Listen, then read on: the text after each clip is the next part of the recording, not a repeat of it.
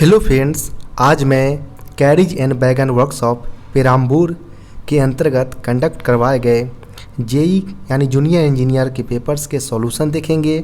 इसलिए वीडियो के लास्ट तक बने रहे एवं वीडियो पसंद आए तो वीडियो को लाइक एवं चैनल को सब्सक्राइब करना न भूलें। चलिए शुरू करते हैं। सबसे पहले देखेंगे कि यह पेपर कैरिज एंड बैगन वर्कशॉप पेराम्बूर चेन्नई के अंतर्गत ये पेपर कंडक्ट हुआ था, जो कि जेई मैकेनिकल के अंतर्गत ये पेपर कंडक्ट करवाए गए थे। अगर बात करें एग्ज़ाम डेट की तो अभी हाल ही में 20 मई 2023 को ये पेपर कंडक्ट करवाए गए थे, जो कि PRQ कोटा के अंतर्गत ये पेपर कंडक्ट करवाया गया था, जिसमें कैंडिडेट को टोटल 110 प्रश्न पूछे गए थे, जिसमें कैंडिडेट को केवल 100 प्रश्न का जवाब देना था, जिसके लिए जो मैक्सिमम मार्क रखे गए थे वो 100 रखे गए थे, यानी प्रत्येक प्रश्न के लिए 1 मार्क निर्धारित किए गए थे। साथ ही साथ अगर बात करें तो इस पेपर के अंतर्गत कैंडिडेट को 2 घंटे का समय दिया गया था। आगे चलिए देखते हैं कि इस पेपर के अंतर्गत कौन कौन से प्रश्न पूछे गए थे। इसमें पहले प्रश्न की अगर बात करें तो पूछे गए थे maternity leave is granted to female railway servant with less than dash surviving child और चिल्ड्रेन। यहाँ पर बोला गया है कि मैटरनिटी लीव यानी मातृत्व अवकाश जो ग्रांट किया जाता है फीमेल रेलवे कर्मचारी को किस केस में, यानी कितने बच्चों तक उनको अलाउ करता है मातृत्व अवकाश के लिए। तो 2 सर्वाइविंग चिल्ड्रेन यानी 2 जीवित बच्चों तक को के केस में maternity leave female railway servant को अलाउ करता है रेलवे। तो यहाँ पर ऑप्शन नंबर की बात करें तो ऑप्शन नंबर ए इसका सही उत्तर हो जाएगा। इसके अलावा अगर बात करें इन्फॉर्मेशन की तो इस केस में जो मैटरनिटी लीव दिया जाता है उस केस में जो फीमेल रेलवे सर्वेंट होते हैं उसको 180 डेज का मैटरनिटी लीव प्रोवाइड करवाया जाता है, जो कि 2 सर्वाइविंग चिल्ड्रेन के लिए प्रोवाइड किया जाता है। इसमें अगर बात करें तो मैटरनिटी लीव के साथ किसी भी प्रकार के लीव को कंबाइन किया जा सकता है। इसके अलावा अगर बात करें तो फीमेल रेलवे सर्वेंट को मिसकैरेज या एवर्सन्स के कंडीशंस में 45 डेज का भी जो लीव होता है वो प्रोवाइड करवाए जाते हैं। नेक्स्ट प्रश्न की बात करें तो नेक्स्ट प्रश्न पूछे गए थे how many days paternity leave is granted to male railway servant, यानी जो पुरुष रेल कर्मचारी होते हैं उसको पैटर्निटी लीव यानी पितृत्व अवकाश कितने दिनों का प्रोवाइड करवाया जाता है। तो PL यानी पैटर्निटी लीव की अगर बात करें हम तो यह 2 सर्वाइविंग चिल्ड्रेन के केस में यह प्रोवाइड करवाया जाता है, जिसमें जो मेल रेलवे सर्वेंट होते हैं उसको 15 डेज का पर चाइल्ड के केस में लीव दिया जाता है, यानी पैटर्निटी लीव प्रोवाइड करवाए जाते हैं। साथ ही साथ अगर बात करें तो इसको भी किसी भी लीव के साथ ऐड किया जा सकता है। साथ ही साथ इसके जो टाइम पीरियड रखा गया है पैटर्निटी लीव का तो वह डेथ ऑफ बर्थ चाइल्ड जो होता है उसके विदिन 6 मंथ के अंदर यह PL लेना पड़ता है, अदरवाइज पैटर्निटी लीव को लैप्स कर दिया जाता है। तो यहाँ पर बात करें ऑप्शन की तो ऑप्शन नंबर C 15 डेज का paternity leave male railway servant को प्रोवाइड करवाए जाते हैं। नेक्स्ट प्रश्न यहाँ पर है during the period of CCL यानी चाइल्ड केयर लीव के बारे में यहाँ पर पूछे गए हैं। द फीमेल और single male railway servant shall be paid of the salary if she और he has availed 66 days CCL already, यानी यहाँ पर बोला गया है कि जो CCL यानी चाइल्ड केयर लीव के पीरियड के दौरान सिंगल मेल रेलवे सर्वेंट या फीमेल रेल सर्वेंट को कितने सैलरी प्रोवाइड करवाए जाएंगे अगर वह CCL ऑलरेडी 366 दिन को ले चुके हो। तो यहाँ पर अगर बात करें तो जो CCL के केस में चाइल्ड केयर लीव के केस में टोटल जो लीव प्रोवाइड करवाए जाते हैं वो 730 डेज का होता है, यानी 730 डेज का लीव प्रोवाइड करवाया जाता है। इसमें 2 एल्डेस्ट जो सर्वाइविंग चिल्ड्रेन होते हैं उसके केयर करने के लिए यह लीव प्रोवाइड करवाया जाता है, यानी 2 एल्डेस्ट चिल्ड्रेन के केस में यह प्रोवाइड करवाया जाता है। साथ ही साथ इसमें कुछ कंडीशन रखे गए हैं कि जो यह CCL दिया जाता है इसमें मैक्सिमम 3 स्पेल्स अ ईयर, यानी एक साल में 3 स्पेल से ज़्यादा आप इसका यूज नहीं कर सकते। इसके अलावा अगर प्रत्येक स्पेल्स की अगर बात करें तो मिनिमम 5 डेज तक आप ले सकते हैं प्रत्येक स्पेल के अंतर्गत।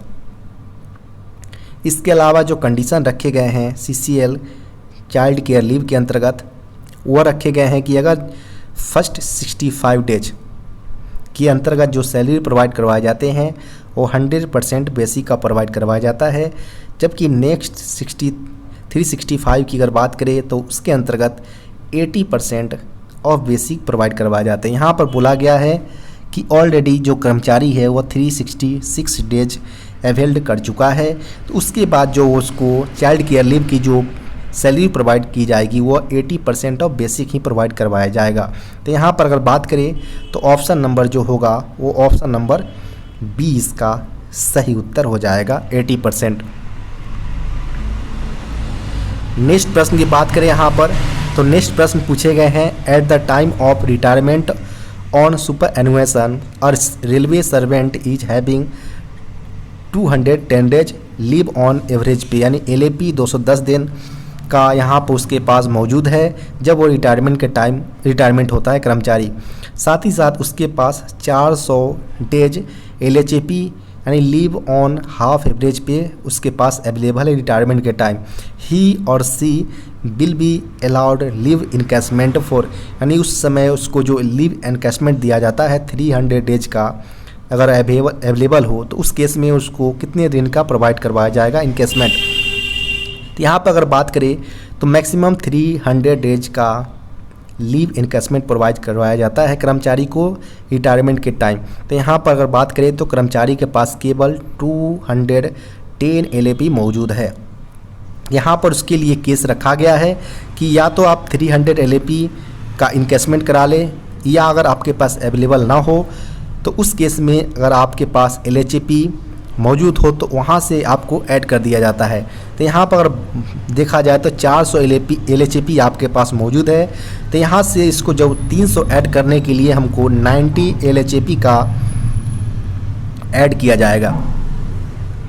तो यहाँ पर 90 LHAP ऐड करके यहाँ से 300 का इक्वल किया करके हमको इनकैशमेंट प्रोवाइड करवाया जाएगा। जब इनकैशमेंट की गणना की जाती है तो यहाँ पर 210 का यहाँ पर फुल सैलरी प्रोवाइड करवाया जाएगा, जबकि 90 डेज जो LHAP ऐड किया गया है उसमें 2 का डिवाइड करके यहाँ पर 45 डेज का एज अ LAP के तौर पर इसको पेमेंट किया जाता है। तो यहाँ पर अगर बात करें ऑप्शंस की तो यहाँ पर option number B 210 days LAP plus 19 days LHAP इसका सही उत्तर हो जाएगा ऑप्शन नंबर बी।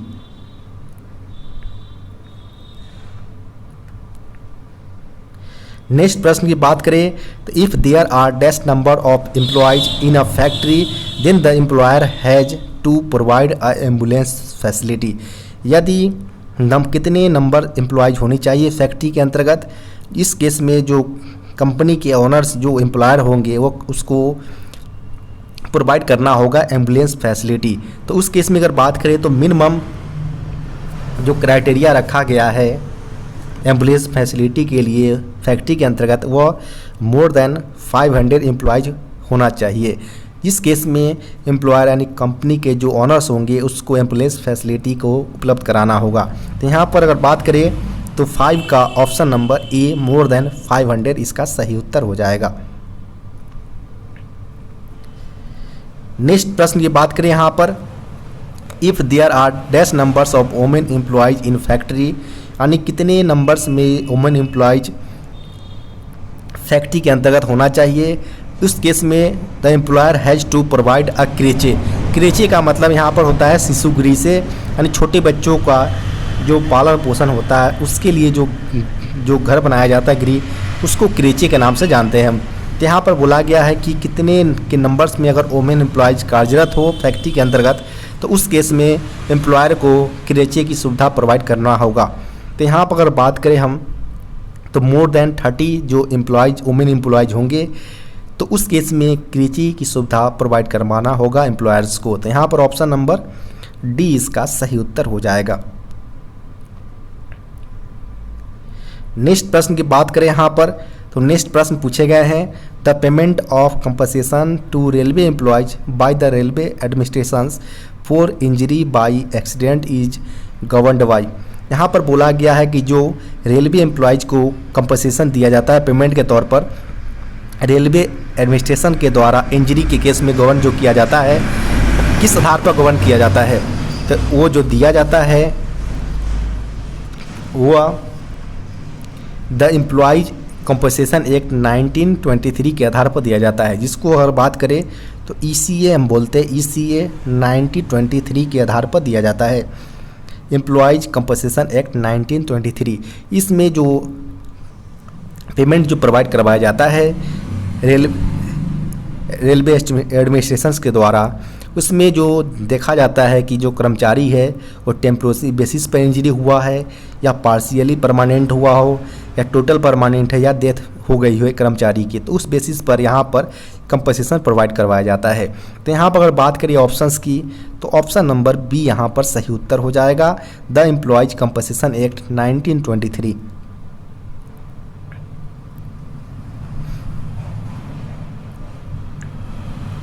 नेक्स्ट प्रश्न यहाँ पर है the minimum amount of compensation payable under employees compensation act 1923 in case of death of a railway servant due to accident. यहाँ पर बोला गया कितने अमाउंट में न्यूनतम कंपनसेशन प्रोवाइड करवाया जाएगा एम्प्लॉयज कंपनसेशन एक्ट के अंतर्गत यदि रेलवे सर्वेंट की मृत्यु हो जाए एक्सीडेंट के दौरान। तो एक्सीडेंट के दौरान अगर कोई कर्मचारी की मृत्यु हो जाती है तो उस केस में जो एम्प्लॉयज कंपनसेशन एक्ट के अंतर्गत जो न्यूनतम वेतन प्रोवाइड करवाया जाता है पेमेंट्स, वह 1,20,000 यानी 1,20,000 प्रोवाइड करवाया जाता है। तो यहाँ पर जो ऑप्शन नंबर हो जाएगा वो ऑप्शन नंबर सी इसका सही उत्तर हो जाएगा, जो कि डेथ के बेसिस पर यहाँ पर कंपनसेशन प्रोवाइड करवाए जाते हैं एडमिनिस्ट्रेशंस के द्वारा। नेक्स्ट प्रश्न जो पूछे गए हैं एज पर the factory act an adult is a person who has completed. यहाँ पर बोला गया कि जो फैक्ट्री एक्ट 1948 आया था 1948, उसके अनुसार एक एडल्ट पर्सन को कब कहा जा सकता है, जब वह कंप्लीटेड कर चुका हो, कितने ईयर्स का पीरियड। तो यहाँ पर बात करें हम तो एडल्ट तब यहाँ पर बोला जाएगा जब वो 18th ईयर्स को अपना कंप्लीट कर चुका हो। तो यहाँ पर ऑप्शन नंबर की बात करें तो ऑप्शन नंबर डी यहाँ पर सही उत्तर हो जाएगा। इसके अलावा अगर बात करें तो चाइल्ड के केस में जो ईयर का जो पीरियड रखा गया है वो बिलो 15 ईयर्स रखा गया है। इसके अलावा अगर बात करें तो एडोलेसेंट जो है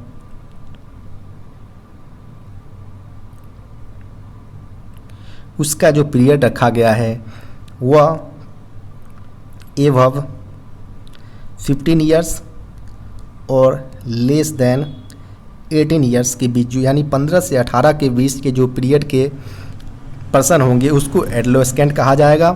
बिलो 15 एज चाइल्ड और एबव 18 ईयर्स एडल्ट पर्सन बोला जाएगा as per factory act 1948। Next प्रश्न यहाँ पर है employees compensation act was known earlier as, मिस जो एम्प्लॉयज कंपनसेशन एक्ट है उसको पहले किस नाम से जाना जाता था, वो यहाँ पर पूछे गए हैं। तो अगर बात करें एम्प्लॉयज कंपनसेशन एक्ट तो पहले इसको वर्कमैन कंपनसेशन एक्ट बोला जाता था। तो यहाँ पर जो ऑप्शन नंबर होगा वो ऑप्शन नंबर ए इसका सही उत्तर हो जाएगा।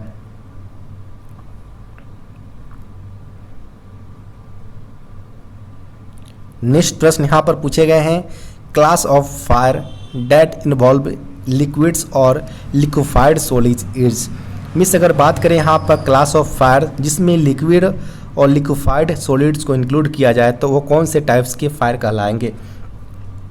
तो यहाँ पर अगर बात करें तो मेनली हम जो क्लास फायर की अगर टाइप्स की अगर बात करें तो 4 टाइप्स में डिवाइड किए गए हैं, class A, class B, class C और क्लास डी, यानी 4 टाइप्स में हम फायर के डिवाइड किए गए हैं। अगर बात करें क्लास ए के अंतर्गत, तो क्लास ए के अंतर्गत हमारा wood, paper, cloths, trash, plastics वगैरह वगैरह जो आते हैं वो हमारा क्लास ए टाइप्स फायर होते हैं। वहीं अगर क्लास बी की अगर बात करें, तो क्लास बी के अंतर्गत हमारा ऑयल, ग्रीस, गैसोलीन वगैरह जो होते हैं और जो फ्लेमेबल लिक्विड्स जो और गैस होते हैं वो सारे हमारे क्लास बी टाइप्स फायर के अंतर्गत आते हैं। वहीं अगर बात करें क्लास सी के अंतर्गत, तो क्लास सी के अंतर्गत हमारा इलेक्ट्रिकल जो इक्विपमेंट में जो फायर लगते हैं हमारा, वो हमारा क्लास सी टाइप फायर के अंतर्गत आते हैं। वहीं क्लास डी की अगर बात करें, तो इसके अंतर्गत हमारा मेटल्स जो होते हैं हमारे, जैसे कि पोटेशियम, सोडियम, एल्युमिनियम, मैग्नीशियम, ये सारे हमारे क्लास डी टाइप फायर के अंतर्गत आते हैं। यहाँ पर हमसे पूछा गया था लिक्विड और लिक्विफाइड सॉलिड्स, जो कि हमारा क्लास बी के अंतर्गत आता है। तो यहाँ पर जो ऑप्शन हो जाएंगे वो हमारा option number B, class B type fire extinguisher, इसका सही उत्तर हो जाएगा ऑप्शन नंबर बी। नेक्स्ट प्रश्न यहाँ पर पूछे गए हैं, what is the full form of PPE, यानी पीपीई का फुल फॉर्म क्या होगा। तो पीपीई का फुल फॉर्म होता है पर्सनल प्रोटेक्टिव इक्विपमेंट, जो कि ऑप्शन नंबर सी में है। तो ऑप्शन नंबर सी यहाँ पर सही उत्तर हो जाएगा। नेक्स्ट प्रश्न यहाँ पर है, name of the act which aims promote and regular payment of wages without any arbitrary deduction. यहाँ पर बोला गया कि एक्ट का नाम बताना है जिसके अंतर्गत प्रॉम्प्ट और रेगुलर पेमेंट दिया जाता है वेजेज विदाउट एनी डिडक्शन, यानी बिना किसी डिडक्शन के पेमेंट रेगुलर बेसिस पर प्रोवाइड करवाया जाता है। उस एक्ट का यहाँ पर नाम पूछा गया है। तो उस एक्ट का नाम है the payment of wages act 1936 बोला जाता है। तो यहाँ पर जो ऑप्शन होगा वो ऑप्शन नंबर डी इसका सही उत्तर हो जाएगा।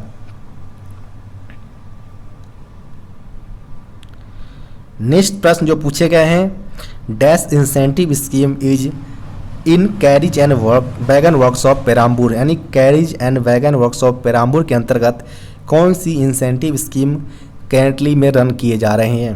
तो यहाँ पर अगर बात करें तो मेनली जो इंसेंटिव वो CLW यानी Chittaranjan locomotive works incentive scheme, और एक है हमारा GIS यानी ग्रुप इंसेंटिव स्कीम, जिसको हम तिरुपति ग्रुप इंसेंटिव स्कीम के नाम से भी जानते हैं। तो यहाँ पर अगर बात करें हम तो carriage and wagon works Perambur के अंतर्गत बात किए गए हैं। तो इसके अंतर्गत जो रन किए जा रहे हैं वो ग्रुप इंसेंटिव स्कीम रन किए जा रहे हैं। तो यहाँ पर जो ऑप्शन हो जाएगा वो ऑप्शन नंबर डी इसका सही उत्तर हो जाएगा। नेक्स्ट प्रश्न पूछे गए हैं, junior engineer comes under which category of workers under CLW incentive scheme, यानी चित्तरंजन लोकोमोटिव इंसेंटिव स्कीम के अंतर्गत जो जूनियर इंजीनियर आते हैं वो किस कैटेगरी के अंतर्गत आते हैं। तो यहाँ पर अगर बात करें हम तो जो जूनियर इंजीनियर जो आते हैं वह इसेंशियली इनडायरेक्ट वर्कर के अंतर्गत आते हैं, यानी EIW के अंतर्गत आते हैं। इसके अंतर्गत जूनियर इंजीनियर और senior section engineer, crane driver, ये सारे इसेंशियली इनडायरेक्ट वर्कर के अंतर्गत ही आते हैं। तो यहाँ पर जो ऑप्शन नंबर होगा वो ऑप्शन नंबर बी इसका सही उत्तर हो जाएगा। ऑप्शन नंबर सी इसका सही उत्तर है। नेक्स्ट प्रश्न जो पूछे गए यहाँ पर, dash allowances is added for all machining operation where gauging is necessary under CLW incentive scheme. यहाँ पर बोला गया है कि कितने परसेंट जो अलाउंसेस ऐड किए जाएंगे फॉर ऑल मशीनिंग ऑपरेशंस, यानी सारे मशीनिंग ऑपरेशंस के लिए कितने परसेंट अलाउंसेस ऐड किए जाएंगे जहाँ पर गेजिंग की रिक्वायरमेंट होगा CLW इंसेंटिव स्कीम के अंतर्गत। तो यहाँ पर अगर बात करें तो 5% की जो अलाउंसेस हैं उसको ऐड किया जाता है जहाँ पर हमें गेजिंग की रिक्वायरमेंट होता है मशीन ऑपरेशंस के लिए। तो यहाँ पर जो ऑप्शन नंबर होगा वो ऑप्शन नंबर ए इसका सही उत्तर हो जाएगा।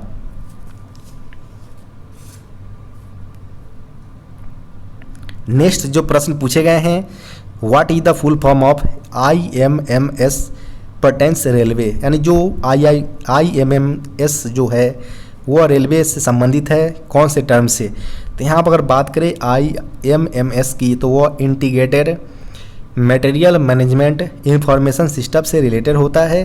यहाँ पर अगर बात करें तो ऑप्शन नंबर डी के अंतर्गत है, तो वहाँ पर ऑप्शन नंबर डी यहाँ पर सही उत्तर हो जाएगा, यानी integrated material management information system, जिसको इम्प्लीमेंट किया गया था प्रोक्यूरमेंट ऑफ स्टोर्स के लिए, यानी स्टोर के जो सामान होते हैं उसको खरीद के लिए यहाँ पर IMMS को इंक्लूड किए गए थे भारतीय रेलवे के अंतर्गत।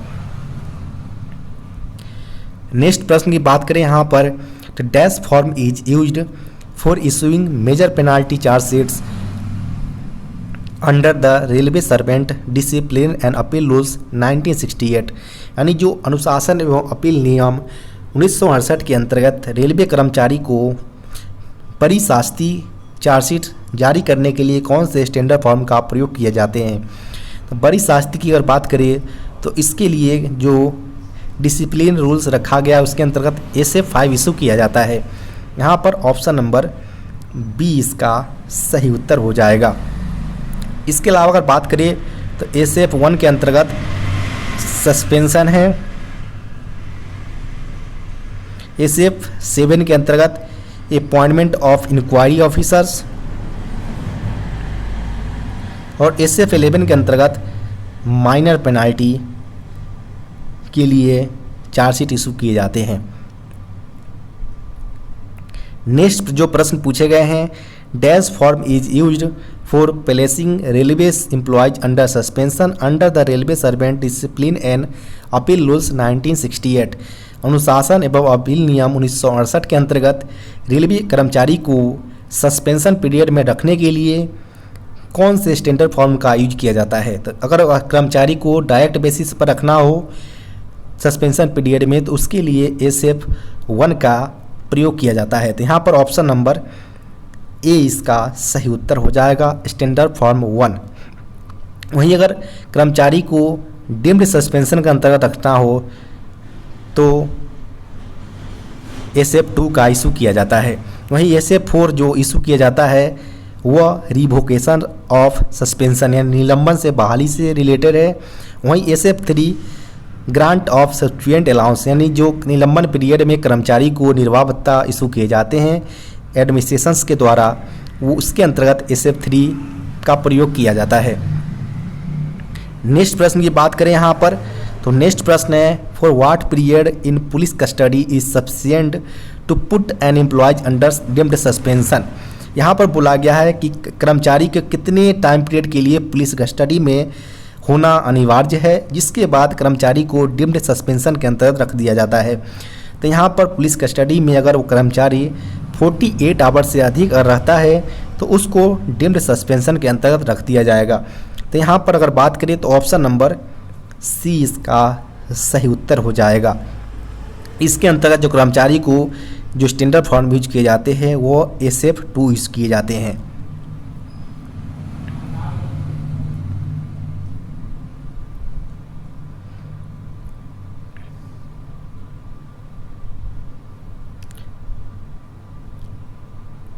नेक्स्ट प्रश्न की बात करें यहाँ पर तो environment day is celebrated on, यानी पर्यावरण दिवस कब मनाया जाता है। तो पर्यावरण दिवस की अगर बात करें तो वर्ल्ड इन्वायरमेंट डे जो मनाया जाता है वह प्रत्येक वर्ष 5 जून को मनाया जाता है। यहाँ पर कोई भी ऑप्शन में मौजूद नहीं है, तो यहाँ पर सारे ऑप्शन गलत हो जाएंगे, क्योंकि वर्ल्ड इन्वायरमेंट डे प्रत्येक वर्ष 5 जून को मनाया जाता है। नेक्स्ट प्रश्न की बात करें यहाँ पर तो नेक्स्ट प्रश्न पूछे गए हैं, office clerk comes under continuous classification under, यानी ऑफिस क्लर्क को कंटिन्यूअस कैटेगरी में रखा गया है अंडर किस क्लासिफिकेशन के अंतर्गत। तो यहाँ पर अगर बात करें तो जो कर्मचारी को अलग अलग टाइप में रखे जाते हैं एज पर HOER यानी hours of employment, period of rest rules 2005 के अनुसार रखे जाते हैं। इसमें जो टोटल 4 कैटेगरी में डिवाइड किए गए हैं। यहाँ पर जो आपका ऑप्शन हो जाएगा वो ऑप्शन नंबर सी हो जाएगा। इसके अंतर्गत 4 कैटेगरी में डिवाइड किए गए हैं। पहला कंटिन्यूअस कैटेगरी है, सेकेंड है इसेंशियली इंटरमीडिएट, थर्ड है इंटेंसिव और फोर्थ है एक्सक्लूडेड। तो यहाँ पर 4 टाइप्स के कैटेगरी में HOER के अनुसार जो काम के टाइम पीरियड और वर्कलोड के आधार पर इसको डिवाइड किए गए हैं।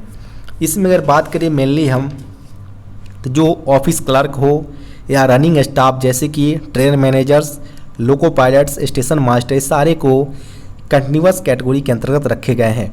इसके अलावा अगर बात करें हम तो इंटेंसिव कैटेगरी के अंतर्गत सेक्शन कंट्रोलर को रखा गया है, जिसमें सबसे हेक्टिक काम रहता है, जिसके अंतर्गत कर्मचारी को अलग से कोई टाइम नहीं दिया जाता है ब्रेक्स के लिए, तो उसलिए यहाँ पर इसको हेक्टिक वर्क के अंतर्गत रखे गए हैं।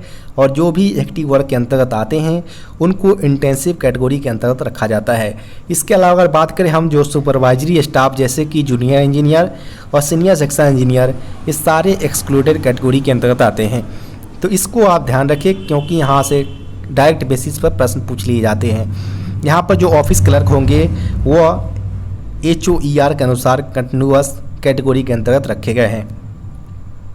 नेक्स्ट प्रश्न जो पूछे गए हैं, the last digits of PL number is called as, यानी यहाँ पर PL नंबर का मतलब होता है प्राइस लिस्ट नंबर का, जिसको स्टॉक आइटम के लिए प्रयोग किया जाता है। यहाँ पर बोला गया कि जो प्राइस लिस्ट नंबर का लास्ट डिजिट जो होगा उसको हम क्या बोलेंगे।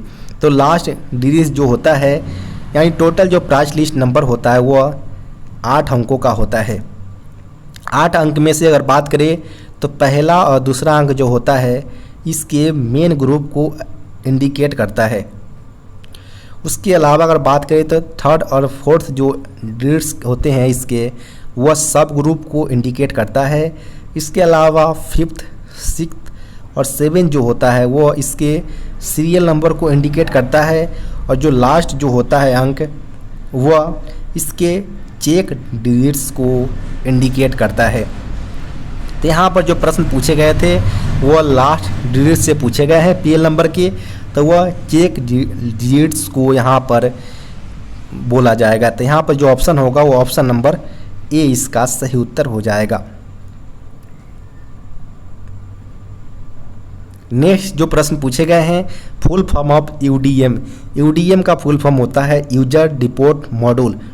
यहाँ पर जहाँ पर हमारा सामग्री की क्रय बिक्री की जाती है स्टोर्स की, जहाँ पर हमें कोई मटेरियल की रिक्वायरमेंट होता है, अपनी रिक्वायरमेंट हम डालते हैं यूजर डिपोट मॉड्यूल के बेसिस पर डालते थे। यहाँ पर जो ऑप्शन होगा वो हमारा B सही उत्तर हो जाएगा।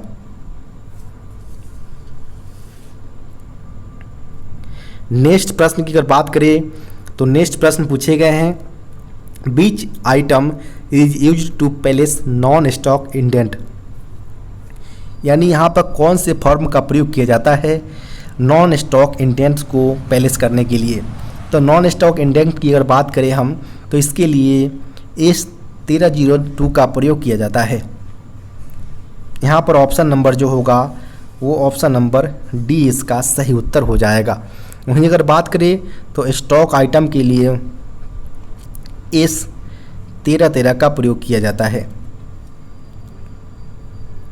नेक्स्ट प्रश्न जो पूछे गए हैं, annual average consumption AAC is 4 item, यानी जो एनुअल एवरेज कंजप्शन जो AAC है वो स्टॉक आइटम के लिए प्रयोग किया जाता है।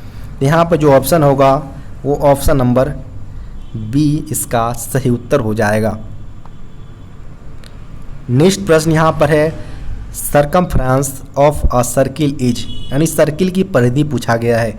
यहाँ पर अगर बात करें कोई सर्किल यहाँ पर हम ले लिए, यहाँ पर इसकी रेडियस जो है वो R है, तो उस केस में हम यहाँ पर जो सरकमफ्रेंस होगा उसको हम C से डिनोट करते हैं। C जो इक्वल होगा 2 फाई एक कांस्टेंट वैल्यू होता है और R हमारा रेडियस हो जाएगा। जहाँ पर हम R की वैल्यू पुट करके हम सर्किल का सरकमफ्रांस यानी परिधि निकाल सकते हैं। यहाँ पर जो ऑप्शन जो सही निकल कर आएगा वो ऑप्शन नंबर ए सही उत्तर हो जाएगा।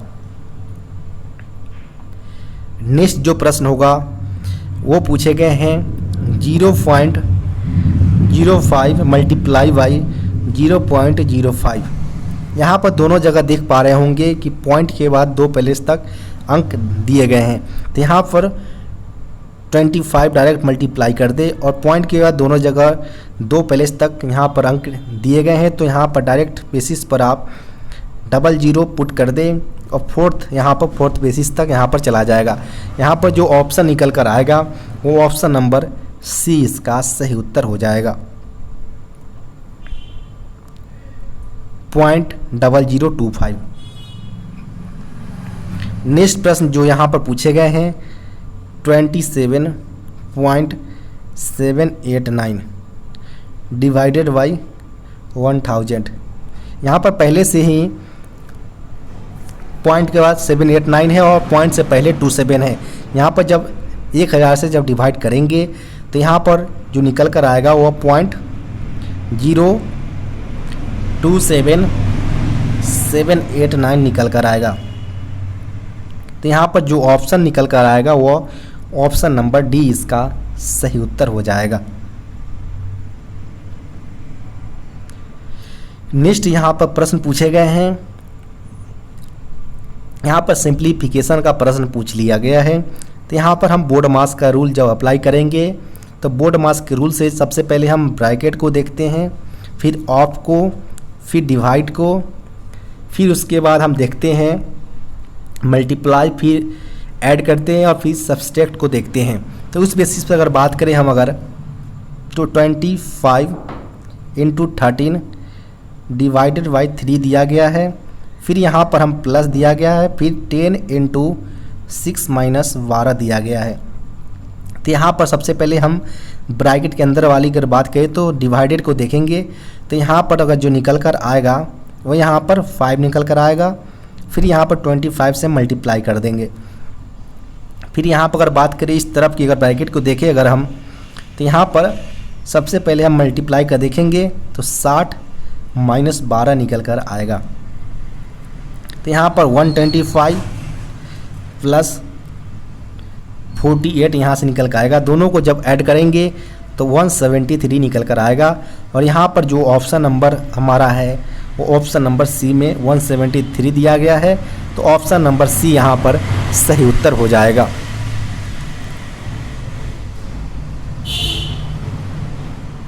नेक्स्ट जो प्रश्न पूछे गए हैं newly built BLC container wagons first POH periodicity is, यानी नए बने BLC कंटेनर वैगन के लिए फर्स्ट पीरियोडिक ओवरहॉलिंग की जो आवश्यकता होता है वो कितना होना चाहिए। तो जो नए बने हुए BLC वैगन के लिए पहला POH जो आवश्यकता होता है वो 6 वर्षों का रखा जाता है।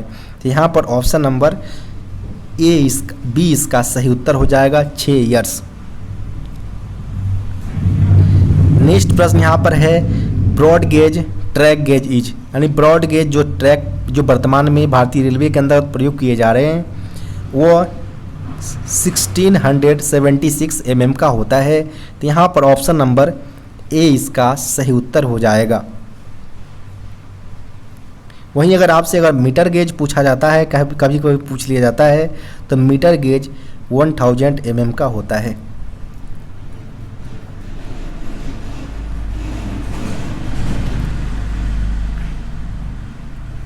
नेक्स्ट जो प्रश्न पूछे गए हैं the minimum permissible buffer height, यानी न्यूनतम परमिसिबल बफर हाइट पूछा गया है एभव रेल लेल्स, यानी रेल लाइन से above centre of head stock, यानी सेंटर ऑफ हेड स्टॉक से रेल लाइंस जो हमारा न्यूनतम परमिसिबल बफर हाइट होंगे लोडेड कंडीशन में कितना होगा, यानी लोडेड स्थिति में जो हमारा न्यूनतम बफर हाइट होंगे वह 1030 mm होता है। तो यहाँ पर जो ऑप्शन निकल कर आएगा वो ऑप्शन नंबर डी इसका सही उत्तर होगा।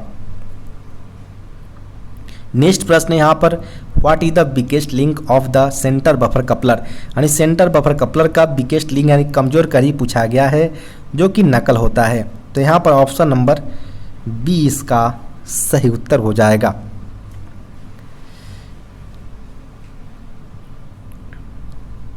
नेक्स्ट जो प्रश्न है, the lowest wheel dia permitted by workshop for BOXN wagon, यानी वॉक्सन वैगन के लिए वर्कशॉप द्वारा न्यूनतम व्हील डाया जो परमिट किया जाता है वो कितना mm का होना चाहिए, तो वो 919 mm का होता है। यहाँ पर ऑप्शन नंबर ए इसका सही उत्तर हो जाएगा। जबकि अगर बात करें तो न्यू कंडीशन में 1000 mm और जो कंडम करते हैं हम वो 906 mm पर कंडम कर देते हैं, सर्विस से हटा देते हैं।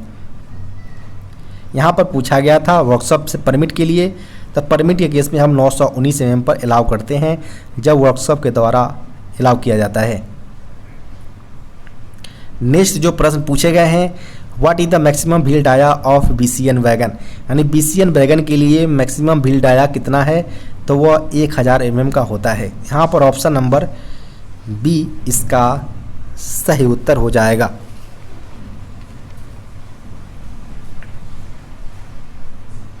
नेक्स्ट प्रश्न की बात करें यहाँ पर, तो नेक्स्ट प्रश्न पूछे गए हैं, dash bearing is fitted in BOXN wheel, यानी वॉक्सन व्हील के अंतर्गत जो बियरिंग लगा होता है वॉक्सन वैगन के अंतर्गत वो कौन सा बियरिंग लगा होता है, तो वो CTRV का प्रयोग किया जाता है वॉक्सन वैगन के अंतर्गत। तो यहाँ पर जो ऑप्शन नंबर होगा वो ऑप्शन नंबर सी इसका सही उत्तर हो जाएगा, यानी cartridge taper roller bearing. Next जो प्रश्न पूछे गए हैं, what type of side bearers fitted in Casnub 22HS trolley, यानी कैसनप 22HS ट्रॉली में जो फिट किए गए साइड बियर्स का टाइप कौन सा होता है वो यहाँ पर पूछे गए हैं। कैसनप 22HS की अगर बात करें हम तो इसके अंतर्गत जो साइड बियर लगे होते हैं वो spring loaded constant contact types होते हैं या पॉलीयूरेथेन टाइप, यानी जिसे हम PU टाइप्स बोलते हैं, वो दोनों टाइप्स का प्रयोग किए जाते हैं। तो यहाँ पर जो ऑप्शन नंबर होगा वो ऑप्शन नंबर बी इसका सही उत्तर हो जाएगा। नेक्स्ट जो प्रश्न पूछे गए हैं, the capacity of auxiliary reservoir wagon, यानी मालगाड़ी की ऑक्सिलरी रिजर्वायर की कैपेसिटी के बारे में यहाँ पर पूछे गए हैं। यूज्ड इन ईयर ब्रेक जो यूज किया जाता है एक्सेप्ट ब्रेक बान, ब्रेक बान को छोड़कर मालगाड़ी के अंतर्गत जो ऑक्सिलरी रिजर्वायर प्रयोग किए जाते हैं उसकी कैपेसिटी यानी क्षमता पूछे गए हैं। तो मालगाड़ी की अगर बात करें तो इसकी ऑक्सिलरी रिजर्वायर की क्षमता 100 लीटर का होता है ब्रेक बान को छोड़कर। तो यहाँ पर ऑप्शन नंबर डी इसका सही उत्तर हो जाएगा।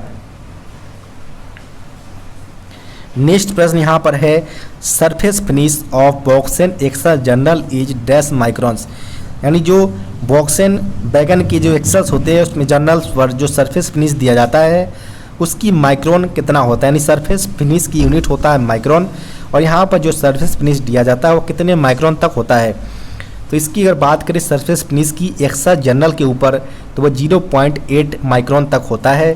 तो यहाँ पर जो ऑप्शन निकल कर आएगा वो ऑप्शन नंबर ए इसका सही उत्तर हो जाएगा, 0.8। इसके अलावा अगर बात करें हम तो व्हील सीट पर भी यहाँ पर सरफेस फिनिश दिया जाता है, तो उस केस में जो यह माइक्रोन इसके होंगे वो 1.6 माइक्रोन तक होंगे। इसके अलावा अगर बात करें हम तो बॉडी पोर्शंस पर जो सरफेस फिनिश दिया जाता है तो वह 3.2 माइक्रोन होता है। इस सारे इन्फॉर्मेशन को आप ध्यान रखिए। यहाँ पर आपसे डायरेक्ट बेसिस पर प्रश्न पूछे जाएंगे, जैसे कि यहाँ पर पूछ लिया गया है एक्सल जर्नल के ऊपर सरफेस फिनिश के बारे में जो कि 0.8 माइक्रोन होता है। नेक्स्ट प्रश्न की बात करें यहाँ पर तो नेक्स्ट प्रश्न पूछे गए हैं, what is the length over head stock of BOXN HL wagon, यानी वॉक्सन HL वैगन के केस में लेंथ ओवर हेड स्टॉक यानी एक छोर से दूसरे छोर तक की जो बॉडी टू बॉडी डिस्टेंस होता है वो वॉक्सन HL के केस में कितना होता है। वॉक्सन HL की अगर बात करें तो हेड टू हेड स्टॉक के बीच लेंथ ओवर की बात करें लेंथ की तो वह 1034 mm का होता है। तो यहाँ पर ऑप्शन नंबर सी इसका सही उत्तर हो जाएगा। नेक्स्ट प्रश्न की बात करें यहाँ पर तो नेक्स्ट प्रश्न पूछे गए हैं, maximum axle load of the BCN HL wagon, यानी BCN HL वैगन के केस में मैक्सिमम एक्सल लोड कितना होता है वो यहाँ पर पूछे गए हैं। तो मैक्सिमम एक्सल लोड की अगर बात करें BCN HL के केस में तो यह 22.9 टन का होता है। तो यहाँ पर ऑप्शन नंबर बी इसका सही उत्तर हो जाएगा।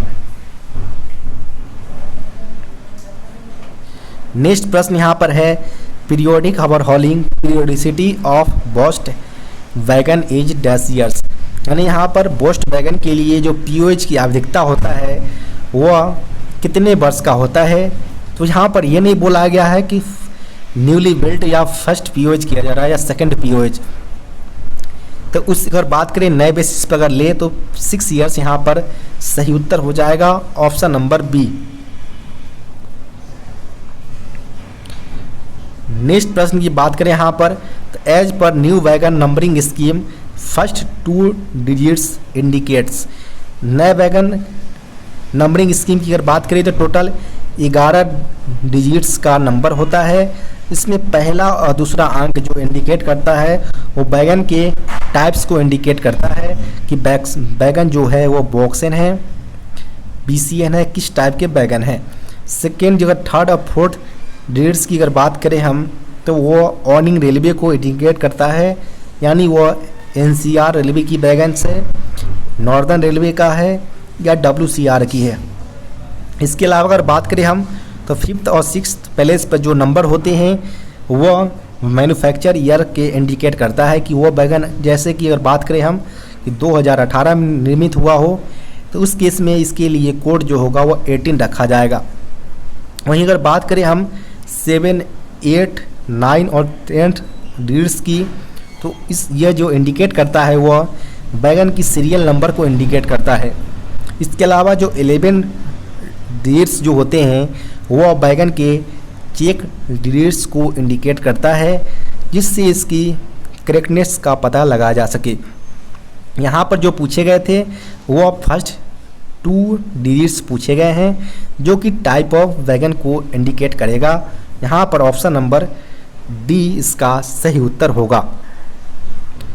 नेक्स्ट जो प्रश्न है टियर वेट ऑफ बीएलसीबी वैगन, यहाँ पर कंटेनर वैगन की टियर वेट्स के बारे में पूछा गया है।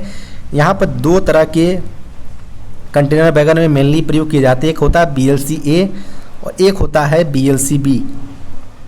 बीएलसी ए का 2 कार होते हैं 1 यूनिट के अंतर्गत, जबकि बीएलसी बी के अंतर्गत इसके 3 कार प्रयोग किए जाते हैं 1 यूनिट के अंतर्गत, यानी टोटल 1 यूनिट जो बनता है वो 2 ए कार की मदद से और 3 बी कार के ऐड करने पर 5 कार का एडिशन 1 यूनिट कहलाता है। तो यहाँ पर अगर बात करें तो बीएलसी बी का टियर वेट पूछा गया है, तो बीएलसी बी का टियर वेट जो होता है वो 18 टन होता है। यहाँ पर ऑप्शन नंबर ए इसका सही उत्तर हो जाएगा। वहीं अगर आपसे बीएलसी ए का अगर पूछा जाए तो बीएलसी ए का टियर वेट जो होता है वो 19.1 टन होता है, वहीं बीएलसी बी का 18 टन टियर वेट होता है। नेक्स्ट जो प्रश्न पूछे गए हैं the point angle of centre punch is, यानी सेंटर पंच का पॉइंट एंगल कितना होता है। तो सेंटर पंच की अगर बात करें पॉइंट एंगल की तो इसका जो एंगल होता है वह 19 डिग्री होता है। यहाँ पर ऑप्शन नंबर डी इसका सही उत्तर हो जाएगा। इसका प्रयोग जो किया जाता है वो जब हम स्क्राइबर की मदद से जब जो वर्क पीस होता है उस पर जब हम मार्किंग कर देते हैं, उसको जब परमानेंट मार्किंग की रिक्वायरमेंट होता है तो हम डॉट सेंटर पंच का प्रयोग करते हैं जिसका एंगल 90 डिग्री होता है। नेक्स्ट जो प्रश्न पूछे गए हैं the tool which is used for laying out large circles, यानी वो टूल जिसका प्रयोग हम लार्ज सर्किल को लेइंग बनाने के लिए प्रयोग करते हैं वो हमारा क्या कहलाता है। तो उसको हम ट्रेमल बोलते हैं जो कि डिवाइडर का बड़ा रूप होता है। तो यहाँ पर जो ऑप्शन निकल कर आएगा वो ऑप्शन नंबर सी इसका सही उत्तर हो जाएगा। ट्रेमल, ट्रेमल की मदद से हम लार्ज सर्किल को बनाया जा सकता है। नेक्स्ट जो प्रश्न पूछे गए हैं स्क्राइबर इज मेड ऑफ, यानी स्क्राइबर किसका बना होता है। तो स्क्राइबर जो बना होता है वो हाई कार्बन स्टील का बना होता है, जिसका प्रयोग हम वर्क पीस पर जो मार्किंग की होती है मार्किंग करने के लिए हम प्रयोग करते हैं। तो यहाँ पर जो ऑप्शन होगा वो ऑप्शन नंबर बी इसका सही उत्तर हो जाएगा, हाई कार्बन स्टील। नेक्स्ट प्रश्न जो पूछे गए हैं, free height of 16.25 tons AC coach bolster spring is, यानी जो बुलस्टर स्प्रिंग प्रयोग किए जाते हैं एसी कोचेज के अंतर्गत, जिसकी टनेज की अगर बात करें तो 16.25 टन्स है, उसकी फ्री हाइट बुलस्टर की पूछी गई है। तो बुलस्टर स्प्रिंग की अगर बात करें फ्री हाइट की एसी कोच के लिए तो वह 400 mm होता है। तो यहाँ पर जो ऑप्शन होगा वो ऑप्शन नंबर सी इसका सही उत्तर हो जाएगा। वहीं अगर आपसे नॉन एसी कोच के लिए पूछा जाता बुलस्टर स्प्रिंग की फ्री हाइट, तो उस केस में इसकी फ्री हाइट 385 टन होता।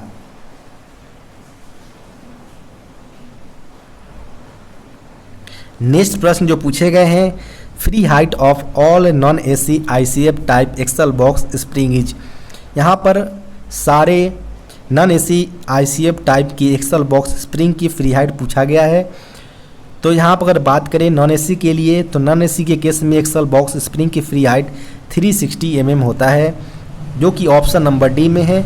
तो ऑप्शन नंबर डी यहाँ पर सही उत्तर हो जाएगा। वहीं अगर आपसे एसी कोच के लिए पूछा जाता एक्सल बॉक्स स्प्रिंग की फ्री हाइट तो वह 375 mm होता है।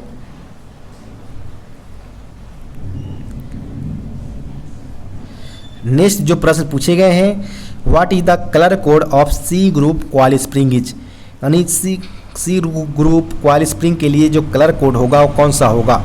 मेनली 3 तरह के कलर की हम क्वाल स्प्रिंग का प्रयोग करते हैं। एक हमारा होता है ए ग्रुप, बी ग्रुप और सी ग्रुप। ए ग्रुप के अंतर्गत अगर बात करें हम तो येलो कलर का कलर कोड का प्रयोग किया जाता है। बी ग्रुप के अंतर्गत ऑक्सफोर्ड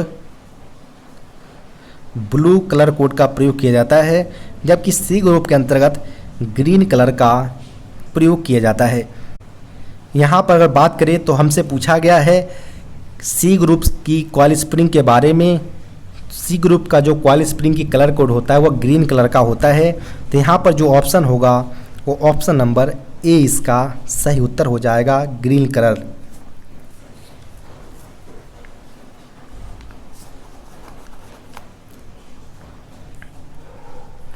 नेक्स्ट प्रश्न की बात करें यहाँ पर तो नेक्स्ट प्रश्न पूछे गए हैं, which type of suspension are used in double acting telescopic type shock absorbers, यानी double acting telescopic type shock absorbers में प्रयोग होने वाले सस्पेंशन के टाइप्स के बाद कौन सा प्रयोग किया जाता है वो यहाँ पर पूछे गए हैं। तो अगर बात करें टेलीस्कोपिक डबल एक्टिंग सस्पेंशन के केस में जो शॉक एब्जॉर्बर प्रयोग किए जाते हैं वह सेकेंडरी जो सस्पेंशन होता है उसका प्रयोग किया जाता है। तो यहाँ पर जो ऑप्शन होगा वो ऑप्शन नंबर बी इसका सही उत्तर हो जाएगा। नेक्स्ट प्रश्न जो पूछे गए हैं, nominal free height of outer spring of Casnub bogie, यानी कैसना बोगी के आउटर स्प्रिंग प्रयोग जो किए जाते हैं उसकी फ्री हाइट पूछा गया है, नॉमिनल फ्री हाइट। तो नॉमिनल फ्री हाइट की अगर बात करें हम कैसना बोगी के तो वह 260 mm होता है, यानी ऑप्शन नंबर डी इसका सही उत्तर हो जाएगा। वहीं अगर आपको पूछा जाता कंडेम्ड फ्री हाइट तो वह 245 mm होता। नेक्स्ट प्रश्न यहाँ पर है, nominal free height of snubber spring of Casnub 22 HS bogie is, यानी कैसनब 22 HS बोगी में प्रयोग होने वाले स्नबर स्प्रिंग के नॉमिनल फ्री हाइट की अगर बात करें तो वह 293 mm का होता है। तो यहाँ पर जो ऑप्शन होगा वो ऑप्शन नंबर सी इसका सही उत्तर हो जाएगा।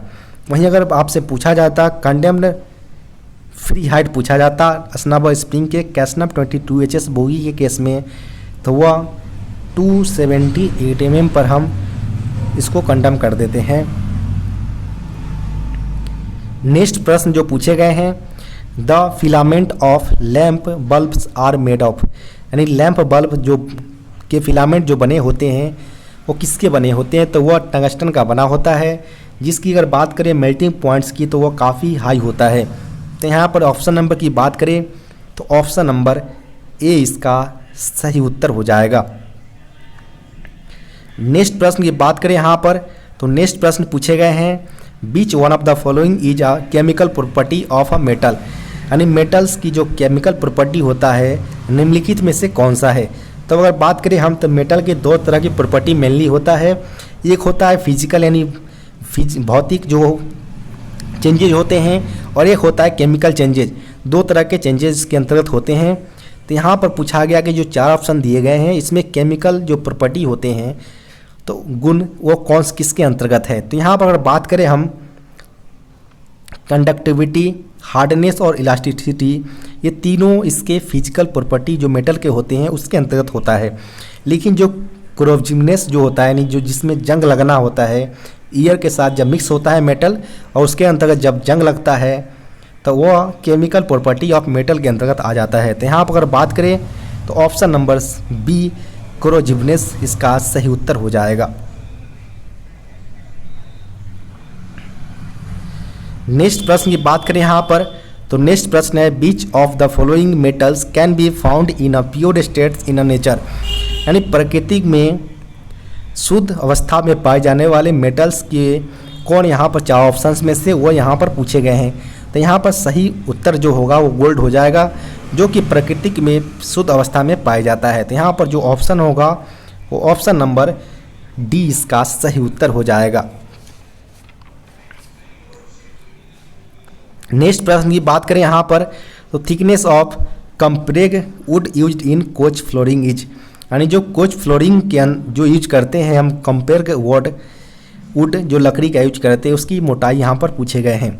तो कोच फ्लोरिंग की जो हम जब कंपेयर बोर्ड का जो प्रयोग करते हैं उसकी जो थिकनेस होता है वो 12 mm का प्रयोग करते हैं, यानी 12 mm की थिकनेस वाले कंपेयर वुड का प्रयोग हम कोच फ्लोरिंग के लिए करते हैं। यहाँ पर जो ऑप्शन होगा वो ऑप्शन नंबर सी इसका सही उत्तर हो जाएगा।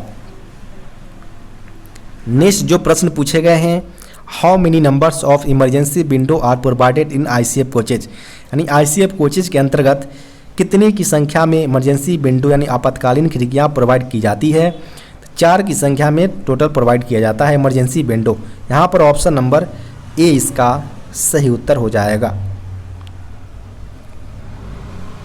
नेक्स्ट प्रश्न जो पूछे गए हैं what is the length our body of LHB coaches, यानी LHB कोचेज का लेंथ अवर बॉडी पूछा गया, यानी लेंथ बॉडी टू बॉडी का डिस्टेंस कितना है वो यहाँ पर पूछे गए हैं। तो वह टोटल जो होता है वो 23,540 mm होता है। यहाँ पर ऑप्शन नंबर सी इसका सही उत्तर हो जाएगा। वहीं अगर आपसे लेंथ अवर कपलर यानी कपलर टू कपलर डिस्टेंस पूछा जाता है LHB कोचेज की तो वह 24,000 यानी 24,000 mm होता।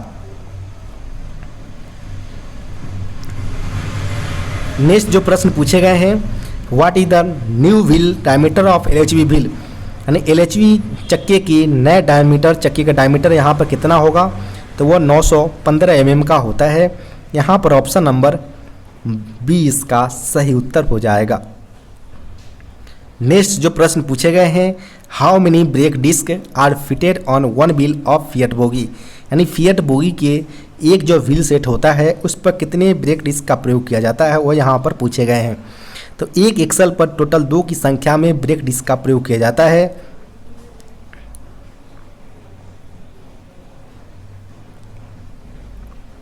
तो यहाँ पर जो ऑप्शन जो होगा वो ऑप्शन नंबर डी इसका सही उत्तर हो जाएगा। 2 की संख्या में पर एक्सल पर ब्रेक डिस्क प्रयोग किए जाते हैं। नेक्स्ट जो प्रश्न पूछे गए हैं ride index of LHB coach is, यानी LHB कोच की राइड इंडेक्स कितना होता है वो यहाँ पर पूछे गए हैं। तो राइड इंडेक्स जो LHB कोच का है वो 2.5 होता है। यहाँ पर ऑप्शन नंबर ए इसका सही उत्तर हो जाएगा 2.5। नेक्स्ट जो प्रश्न पूछे गए हैं what is the wheel base of LHB bogie, यानी LHB बोगी का व्हील बेस कितना होता है। LHB बोगी का व्हील बेस होता है 2560 mm। यहाँ पर ऑप्शन नंबर ए इसका सही उत्तर हो जाएगा। इसके अलावा अगर आपसे ICF का पूछा जाता है तो 2596 mm हो जाएगा। वहीं कैसना बोगी जो कि फ्रेट स्टॉक के अंतर्गत प्रयोग की जाते हैं उसकी जो व्हील बेस होता है वह 2000 ± 5 mm होता है। नेक्स्ट जो प्रश्न पूछे गए हैं, thickness of side valve seat of LHB coaches are, यानी जो एलएचबी कोचेज के अंतर्गत जो साइड वाल्व सीट लगे होते हैं उसकी मोटाई कितना होता है। तो साइड वाल्व सीट की थिकनेस की अगर बात करें हम तो वह 2 mm का होता है और वह फेरेटिक स्टील SS409 का बना होता है। तो यहाँ पर जो ऑप्शन होगा वो ऑप्शन नंबर सी इसका सही उत्तर हो जाएगा। 2 mm का और जो बना होता है वह फेरेटिक स्टील का बना होता है SS409 mm। नेक्स्ट प्रश्न जो पूछे गए हैं, sole bar of LHP coaches are manufactured from, यानी जो एलएचपी कोच का सोल बार होता है वो किसका बना होता है। तो एलएचपी कोचेज का सोल बार IRSM 41 यानी कॉटन स्टील का बना होता है। यहाँ पर ऑप्शन नंबर जो निकल कर आएगा वो ऑप्शन नंबर 20 का सही उत्तर हो जाएगा।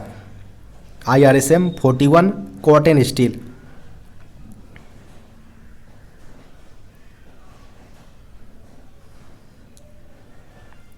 नेक्स्ट जो प्रश्न पूछे गए हैं, how many brake cylinder are fitted per coach in LHB type coaches, यानी LHB टाइप कोचेज के अंतर्गत जो ब्रेक सिलेंडर प्रयोग किए जाते हैं उसकी संख्या कितना होता है।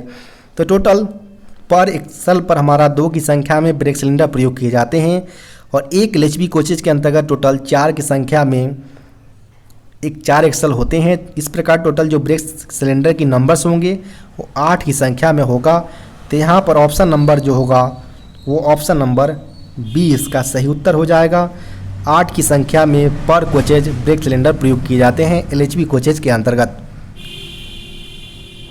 नेक्स्ट जो प्रश्न होगा वो पूछे गए हैं, 125 litres auxiliary reservoir tanks of LHB coach is used for, यानी जो ऑक्सिलरी रिजर्वायर टैंक लगा होता है LHB कोचेज के अंतर्गत उसका प्रयोग किस लिए किया जाता है। तो उसका प्रयोग किया जाता है फॉर ब्रेकिंग पर्पस, यानी ब्रेकिंग के लिए यूज किया जाता है। यहाँ पर ऑप्शन नंबर सी इसका सही उत्तर हो जाएगा।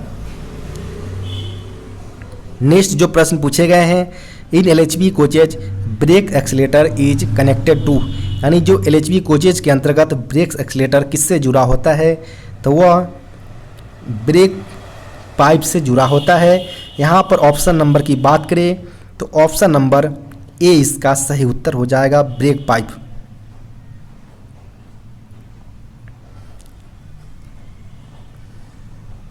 नेक्स्ट जो प्रश्न पूछे गए हैं, what is the name of cable provided for hand brake application on the LHB power car, यानी LHB पावर कार पर हैंड ब्रेक एप्लीकेशन के लिए जो केबल प्रोवाइड करवाए जाते हैं उस केबल का क्या नाम है। तो उस केबल का नाम होता है फ्लेक्स बॉल केबल। यहाँ पर ऑप्शन नंबर डी सही उत्तर हो जाएगा। और इसकी अगर बात करें नंबर्स की तो 2 की संख्या में फ्लेक्स बॉल केबल वह डायरेक्ट रूप से जाकर ब्रेक सिलेंडर से कनेक्ट होता है, जिसकी मदद से LHB पावर के अंतर्गत जो हैंड ब्रेक लगा होता है उससे हम पावर कार में ब्रेक अप्लाई करते हैं। नेक्स्ट जो प्रश्न पूछे गए हैं, मस्ट चेंज आइटम्स मीन्स, यानी जो मस्ट चेंज आइटम का मतलब होता है कि जब उसको रिक्वायरमेंट की ज़रूरत हो तो वहाँ पर उसकी देखा जाए कि उसको चेंज करना है, कितना % तक इसको कंडम हो चुका है, तो उस बेसिस पर हम वहाँ पर चेंज करते हैं। तो यहाँ पर बात करें तो कंडीशनल बेस्ट रिप्लेसमेंट यहाँ पर सही उत्तर हो जाएगा। ऑप्शन नंबर बी इसका सही उत्तर होगा।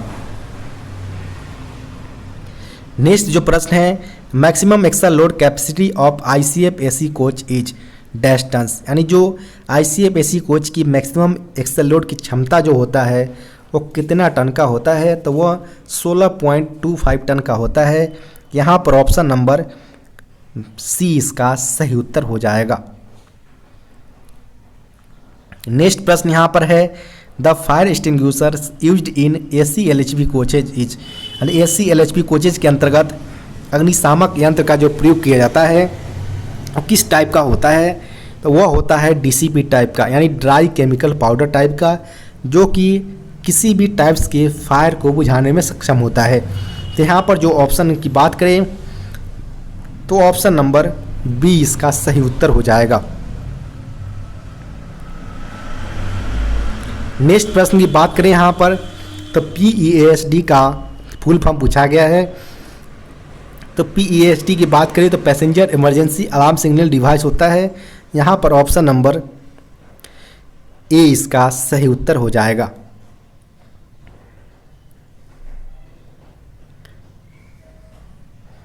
नेक्स्ट प्रश्न की बात करें यहाँ पर तो which punch is used to witness mark, यानी किस पंच का प्रयोग विटनेस मार्क के लिए किया जाता है। तो विटनेस मार्क के लिए अगर बात करें पंच की तो वह डॉट पंच का प्रयोग किया जाता है। यहाँ पर जो ऑप्शन निकल कर आएगा वह ऑप्शन नंबर सी डॉट पंच हो जाएगा।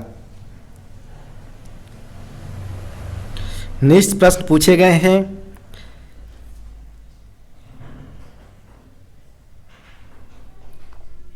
विच type of chisel is suitable for black Smith works, यानी जो लोहार के द्वारा जो चीजल्स यानी छेनी का प्रयोग किया जाता है वो किस टाइप का चीजल्स का प्रयोग किए जाते हैं।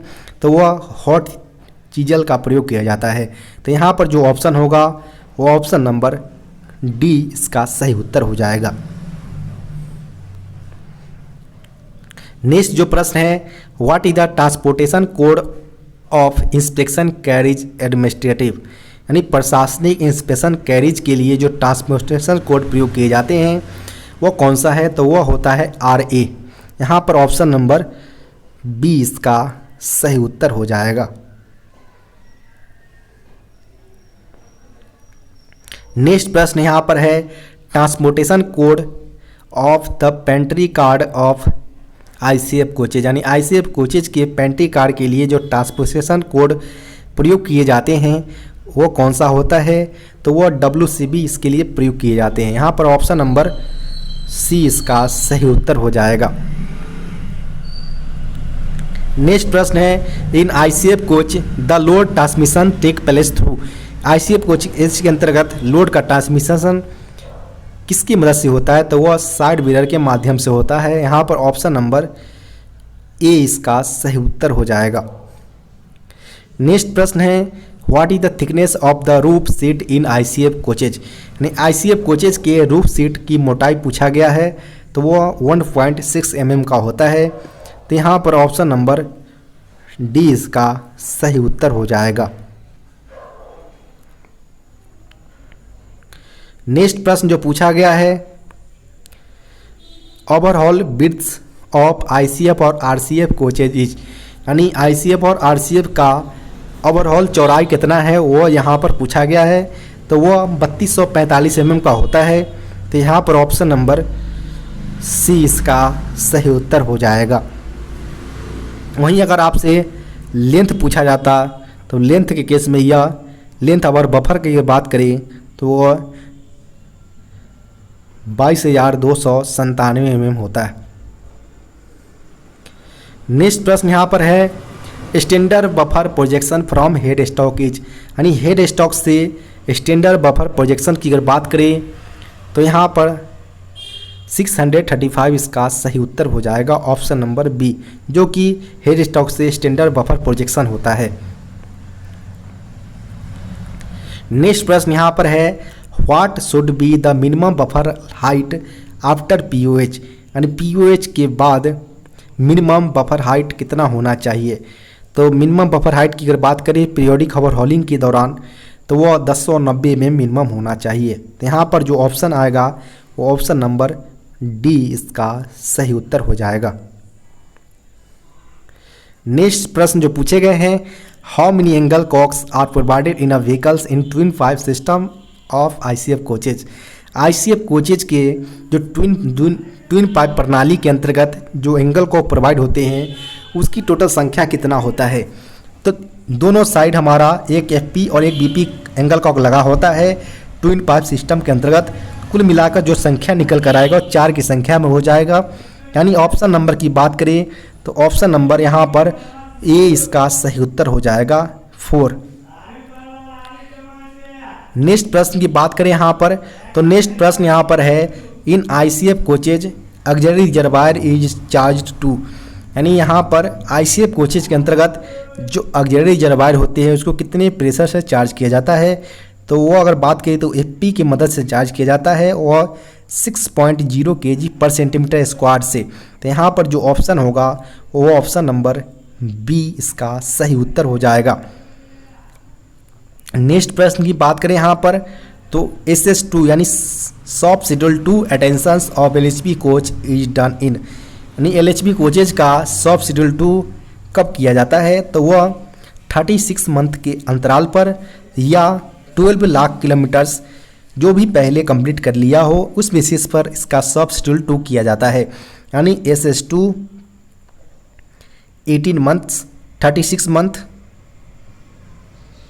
या 12 लाख किलोमीटर्स जो भी पहले हो उसके अंतराल पर किया जाता है। तो यहाँ पर ऑप्शन नंबर डी इसका सही उत्तर हो जाएगा।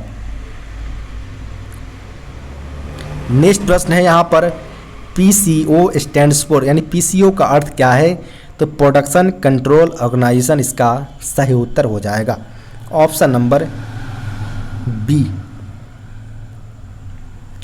नेक्स्ट प्रश्न यहाँ पर है scroll process sheet is written as, यानी स्क्रॉल प्रोसेस शीट को लिखा जाता है किसके मदद से, तो यह लिखा जाता है SRF1 से डिनोट किया जाता है। तो यहाँ पर जो ऑप्शन होगा वो ऑप्शन नंबर सी इसका सही उत्तर होगा।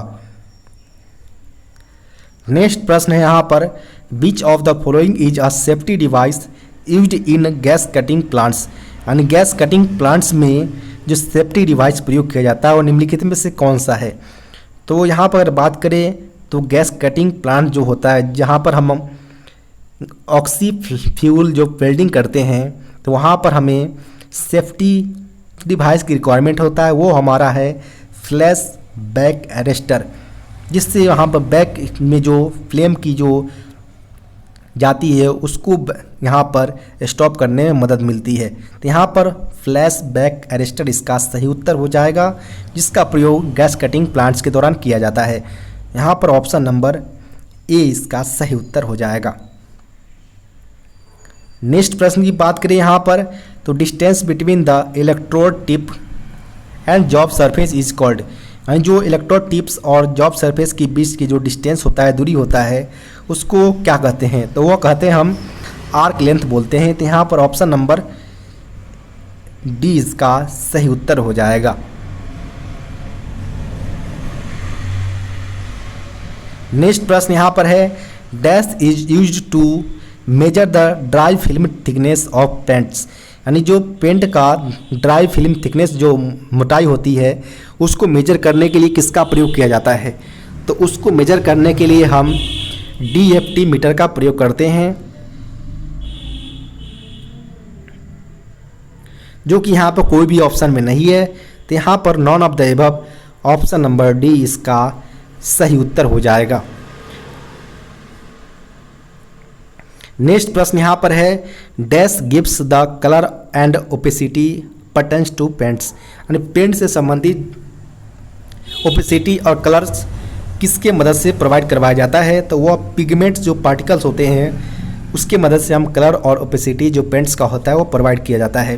तो यहाँ पर ऑप्शन नंबर ए इसका सही उत्तर हो जाएगा।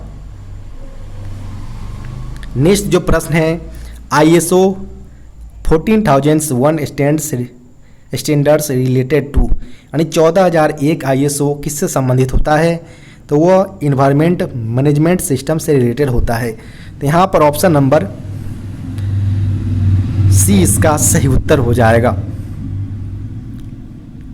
नेक्स्ट प्रश्न यहाँ पर है IMS स्टैंड्स फॉर, IMS का फुल फॉर्म होता है इंटीग्रेटेड मैनेजमेंट सिस्टम, जो कि ऑप्शन नंबर बी में है। तो यहाँ पर ऑप्शन नंबर बी इसका सही उत्तर हो जाएगा।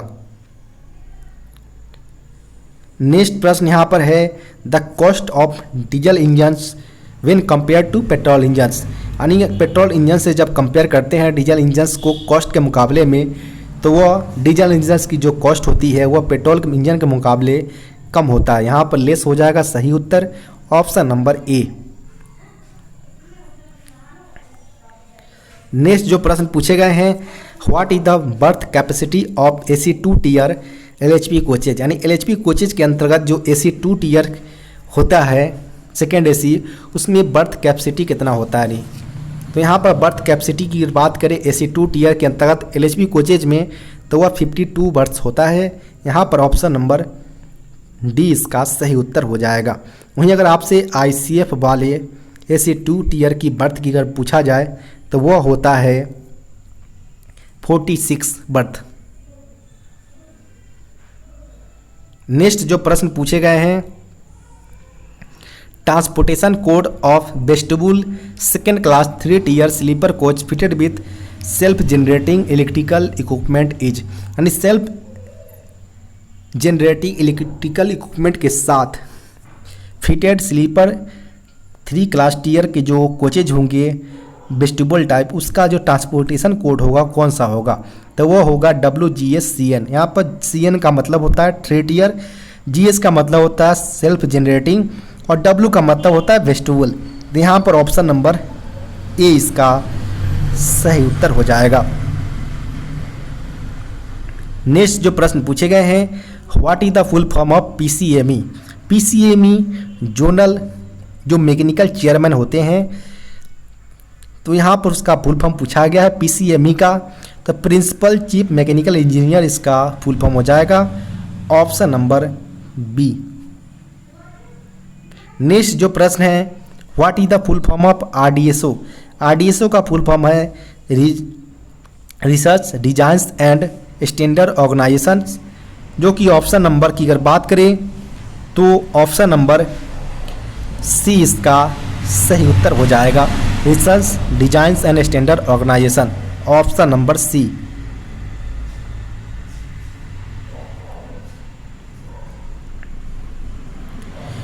नेक्स्ट प्रश्न यहाँ पर है, what is the full form of CRIS. CRIS का फुल फॉर्म होता है centre for railway information system, जिसका प्रयोग जो IT जो ऐप जितने भी रन किए जा रहे हैं डिजिटली रेलवे के द्वारा, वो सारे रन किए जा रहे हैं क्रिस के मदद से रन किए जाते हैं। तो यहाँ पर जो ऑप्शन निकल कर आएगा वो ऑप्शन नंबर बी इसका सही उत्तर हो जाएगा, centre for railway information system. आगे जो 10 प्रश्न पूछे गए हैं वो ऑफिशियल लैंग्वेज सेक्शन से पूछा गया है, जिसमें पहला प्रश्न पूछे गए हैं, एज पर the states categorised to the propagate official language in the country Tamil Nadu comes under beach region. यानी यहाँ पर बोला गया है कि ऑफिशियल लैंग्वेज के आधार पर जो स्टेट्स को कैटेगराइज किया गया है उसके अंतर्गत तमिलनाडु किस रीजन के अंतर्गत आता है। तो ऑफिशियल लैंग्वेज के बेसिस पर देश को, कंट्री को 3 भागों में डिवाइड किए गए हैं, A रीजन्स, B रीजन्स और C रीजन्स। इसमें जो तमिलनाडु स्टेट्स है वो C रीजन के अंतर्गत आता है। तो यहाँ पर ऑप्शन नंबर C इसका सही उत्तर हो जाएगा। नेक्स्ट जो प्रश्न पूछे गए हैं, who is the chairman of town official language implementation committee offices Chennai. यानी चेन्नई की जो ऑफिसेज है वहाँ पर जो town official language implementation committee यानी TOLIC का जो चेयरमैन है वो कौन होंगे। तो यहाँ पर जो 4 ऑप्शन दिए गए हैं वहाँ पर बोला गया साउदर्न रेलवे। तो यहाँ पर साउदर्न रेलवे का जो हेडक्वार्टर है वह चेन्नई के अंतर्गत है। और यहाँ पर अगर बात करें तो TOLIC का जो चेयरमैन होता है वो जो सीनियर टॉप मोस्ट सीनियर जो ऑफिसर्स होते हैं सेंट्रल गवर्नमेंट का, वो यहाँ का चेयरमैन होते हैं। तो सबसे मोस्ट जो सीनियर मोस्ट ऑफिसर्स होंगे वो जनरल मैनेजर साउदर्न रेलवे होगा, तो इसको ही चेयरमैन होगा यहाँ का। तो यहाँ पर ऑप्शन नंबर की बात करें तो ऑप्शन नंबर ए इसका सही उत्तर हो जाएगा। वहीं अगर बात करें तो इसकी जो मीटिंग कराई जाती है TOLIC की वो 6 मंथ्स में एक बार कराई जाती है। नेक्स्ट जो प्रश्न पूछे गए हैं, who is the chairman of central Hindi committee. यानी केंद्रीय हिंदी समिति के चेयरमैन यानी अध्यक्ष कौन होते हैं, तो वो होते हैं प्रधानमंत्री होते हैं इसके चेयरमैन। तो यहाँ पर ऑप्शन नंबर सी इसका सही उत्तर हो जाएगा। नेक्स्ट प्रश्न की बात करें हम तो नेक्स्ट प्रश्न पूछे गए हैं, when was the present committee of parliament on official language constituted. यानी जो वर्तमान में कमेटी जो बनाए गए हैं संसद पार्लियामेंट के ऊपर, वो ऑफिशियल लैंग्वेज कमेटी जो कब बनाया गया था, तो वो बनाया गया था जनवरी 1976 के अंतर्गत। यहाँ पर ऑप्शन नंबर बी इसका सही उत्तर हो जाएगा। नेक्स्ट जो प्रश्न पूछे गए हैं, when is Hindi day celebrated every year, यानी प्रत्येक वर्ष हिंदी दिवस कब मनाया जाता है, तो वह 14 सितंबर को मनाया जाता है। यहाँ पर ऑप्शन नंबर डी इसका सही उत्तर हो जाएगा। वहीं अगर आपसे वर्ल्ड हिंदी दिवस पूछा जाए तो वह प्रत्येक वर्ष 10 जनवरी को मनाया जाता है। नेक्स्ट प्रश्न की बात करें यहाँ पर, तो नेक्स्ट प्रश्न पूछे गए हैं, which is the elementary Hindi courses prescribed for central government employees, यानी केंद्रीय कर्मचारी के लिए जो हिंदी कोर्स प्रिस्क्राइब निर्धारित किए गए हैं उसमें एलिमेंट्री कोर्स यानी प्रारंभिक कोर्स कौन सा होगा। तो मेनली 3 जो कोर्सेज है वो रन किए जा रहे हैं सेंट्रल गवर्नमेंट एम्प्लॉयज के लिए, वो है प्रबोध, परवीन और प्रयाग। इसमें जो प्रारंभिक कोर्स जो है एलिमेंट्री कोर्सेज वो प्रबोध है, तो यहाँ पर ऑप्शन नंबर बी इसका सही उत्तर हो जाएगा। नेक्स्ट जो प्रश्न है, what is the full form of OLIC। OLIC का फुल फॉर्म है official language implementation committee. Option number ए इसका सही उत्तर हो जाएगा। इसकी जो मीटिंग की जाती है वो 3 मंथ्स में एक बार करवाई जाती है। वहीं आप TOLIC से कन्फ्यूज ना हो, town official language implementation committee से। इसकी जो मीटिंग होती है वो 6 महीने में एक बार करवाई जाती है। नेक्स्ट जो प्रश्न पूछे गए हैं, what is the honorarium amount given to part time Hindi librarian per month, यानी जो पार्ट टाइम लाइब्रेरियन हिंदी के जो होते हैं उनको हॉनोरेरियम कितने अमाउंट दिया जाता है, तो वह दिया जाता है पर मंथ 1000 रुपये प्रोवाइड करवाए जाते हैं। यहाँ पर ऑप्शन नंबर डी इसका सही उत्तर हो जाएगा।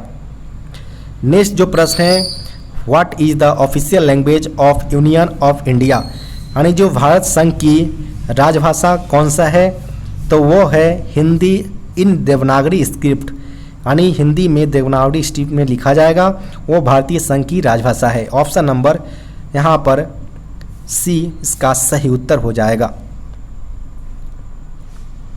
नेक्स्ट जो प्रश्न पूछे गए हैं, when was the official language act 1963 amended, यानी जो ऑफिशियल लैंग्वेज एक्ट 1963 है उसको कब संशोधित किया गया था, तो वह 1967 के अंतर्गत संशोधित किए गए थे। तो यहाँ पर ऑप्शन नंबर बी इसका सही उत्तर हो जाएगा।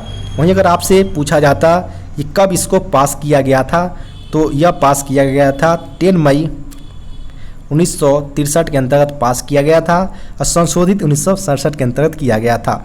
आपको वीडियो कैसा लगा? अगर अच्छा लगा हो तो वीडियो को लाइक एवं चैनल को सब्सक्राइब करना न भूलें। साथ ही साथ अपना सुझाव देना न भूलें, कमेंट बॉक्स में अपना सुझाव दे सकते हैं। साथ ही साथ अगर आपके पास भी कोई ऐसा पेपर है तो डिस्क्रिप्शन बॉक्स में दिए गए व्हाट्सएप नंबर पर अपना पेपर सेंड कर सकते हैं। साथ ही साथ डिस्क्रिप्शन बॉक्स में दिए गए टेलीग्राम ग्रुप से आप जुड़ना चाहो तो जुड़ सकते हो। धन्यवाद।